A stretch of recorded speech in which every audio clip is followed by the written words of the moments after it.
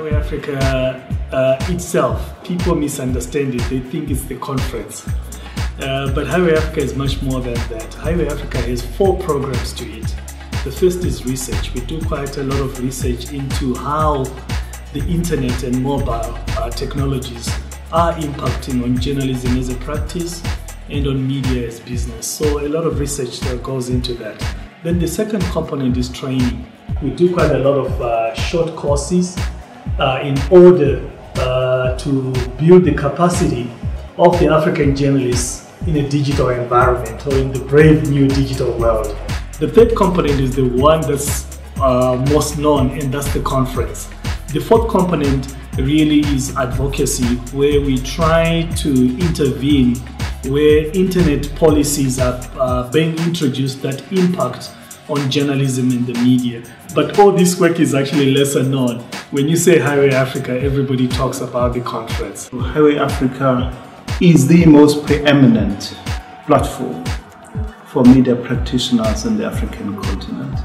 This is where they gather on an annual basis. You have media practitioners, researchers, journalists, editors and activists coming together to discuss a variety of issues pertaining to the challenges of reporting in the African continent, but also the opportunities that are available in reporting in the African continent. So it is the largest and the most prestigious gathering of media practitioners in our continent.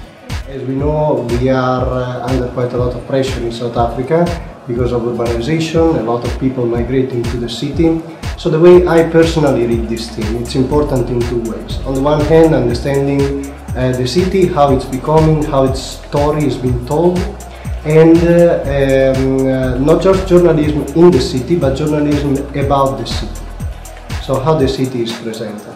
I think equally important, it's interesting to see, to think about rural areas, so journalism outside the city, how the city is presented as an attractive place, a place of opportunity, a place where things happen, and in a sense the real world, so the type of attractiveness it has for people outside the city.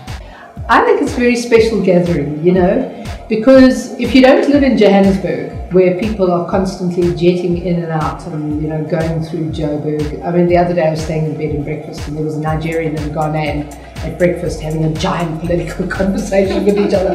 Now, you're not going to walk into a restaurant in Grahamstown unless it's Highway Africa time, you know, and have a Nigerian and a Ghanaian and, you know, Senegalese and so on and so on, having these big important conversations about these sort of things. So I think it does something very powerful to kind of like put Africa on the map in Grahamstown, which is very, very nice. People who come to the conference are really on the cutting edge of what digital media is doing. So I'm always provoked, you know, so we can get quite complacent. Oh, we're doing things so well here, you know, look at our students, they're all over the show, you know. But there are always people who kind of like make me think again. They bring, you know, their experience and their knowledge into this space. So I think it's a very energizing space. I think it's a really lovely thing. Networking is good. It's really making the melting pot of all African journalists coming through to Grahamstown, to Rhodes University, just for 2 days. But also, I mean, for those who will be pressed for time, distance, we should have a live stream. They should follow the hashtag on Twitter, HA 2015 City Journalism. They will get value for their money.